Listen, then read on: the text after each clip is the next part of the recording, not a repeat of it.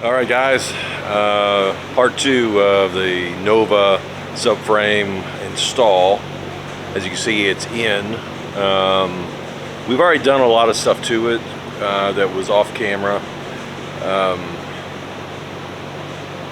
We went in it and just forgot to turn the camera on, basically. That's it. Let me show you some of the few things that we've done so far and what we still need to do.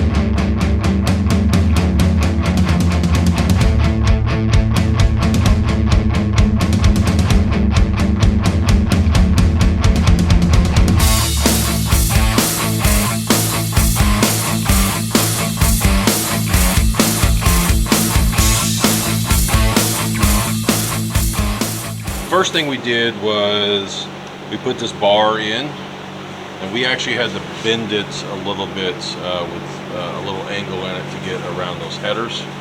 Those headers may be changed at some point in its life, but right now they're just going to stay where they're at. Don't have the money after spending all my fortunes on this subframe. So we did both the same, so they are equal and look equal, I guess. We also mounted that brake proportioning valve right there. We welded it onto the bar.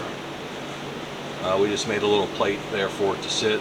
As you can tell, it's really congested in there, so we didn't really have very good places to place it.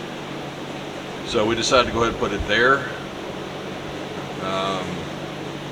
Yeah, so there's that. I also ran the brake line from the caliper over this little bracket. We had to weld those on. You see on both sides we got that. So today we're going to finish running the front brake lines over to the portioning valve up there. We got our motor plate built and put on with the hub assembly. This actually helps sturdy the engine to the frame. It's actually welded to the frame. Well, the bracket is welded to the frame, and it's bolted to that bracket. With the motor plate, we really didn't need motor mounts, but we went ahead and put the motor mounts in and welded them in place just to give a little extra rigidity. and prevent any excess twisting of the engine on acceleration.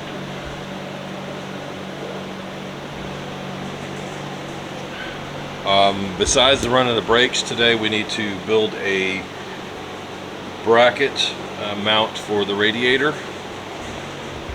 This is kind of about where it needs to be,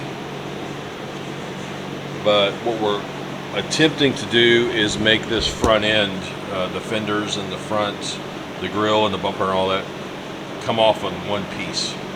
So we just undo 2 bolts on the front, and somehow we're going to make it, rig it up where it slides into the ends here of the frame, and so it will come straight out when we're ready. It's definitely going to be a 2-man job, but as you can see, all the room we have working on this engine without the fenders on it, it's pretty cool.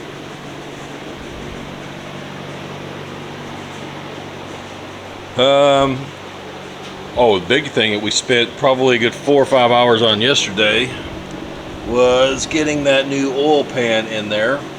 As you can see, that cross member is pretty sturdy, and it made it a big challenge to get the old one out and get the new one in. We actually had to lift the engine up with a forklift enough to be able to get that one in there. And then once we got it in, we realized that the gaskets were not, and the rear main seal gasket was not sitting properly, so we had to pull it out and put it back in probably a good 3 or 4 times before we actually got it where it needed to be. So that's where we're at right now.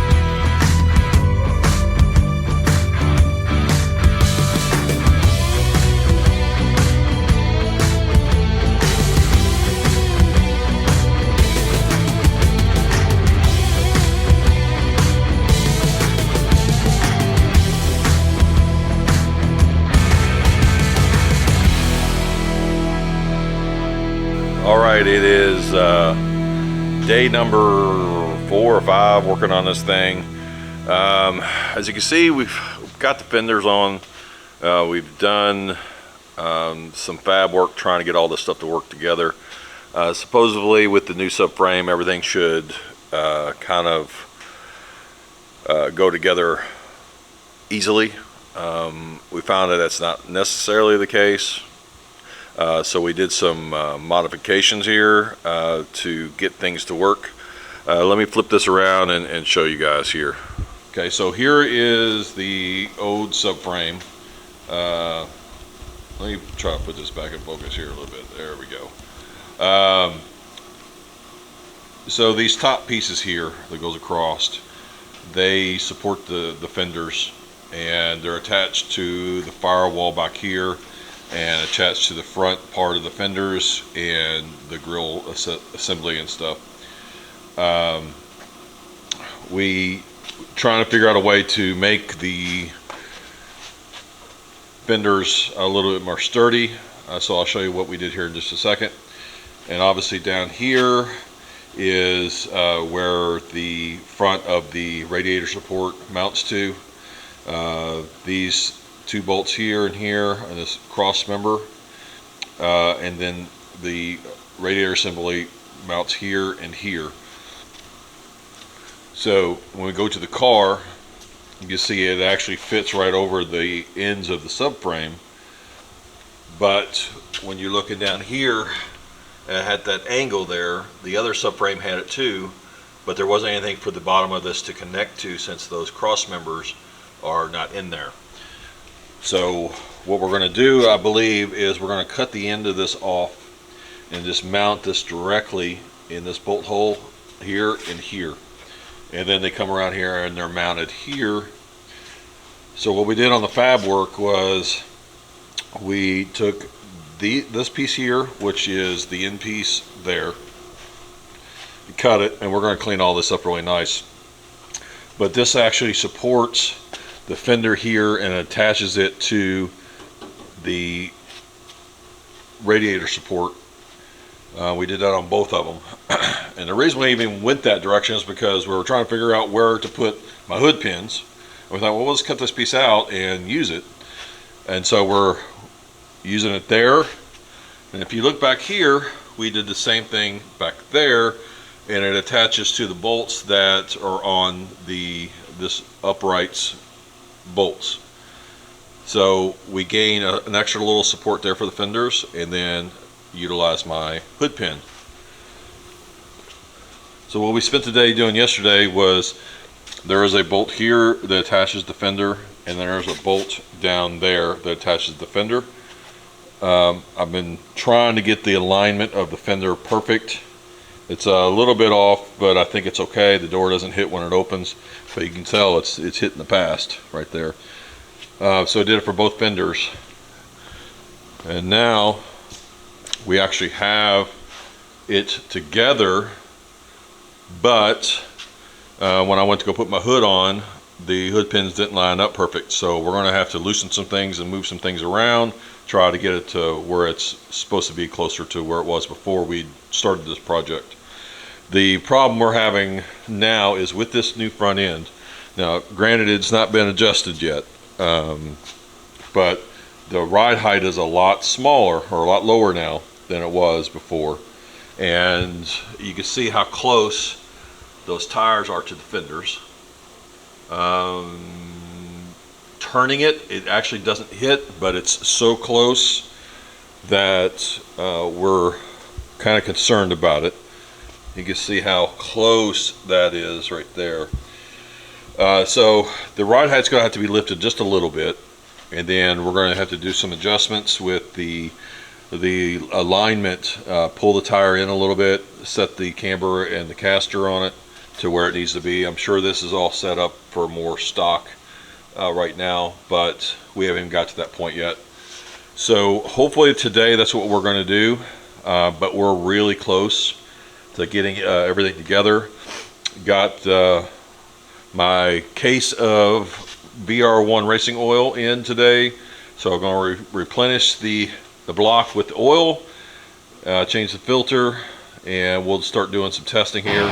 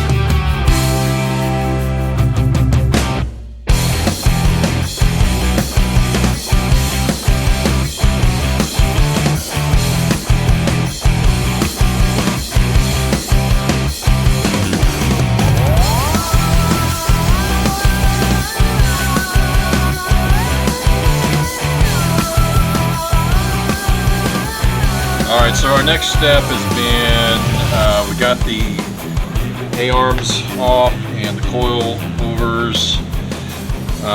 We're going to go in here now and spend probably the rest of the day, go ahead and paint this chassis. That's all bare metal there, in case you can't see. So obviously we don't want any rust to get in there at all possible. So I'm going to go ahead and get in there, and unless they go ahead twice, go ahead and get that painted up, and then we'll get the front end alignment set once all that dries. Unfortunately, the paint that we use takes 24 hours to dry.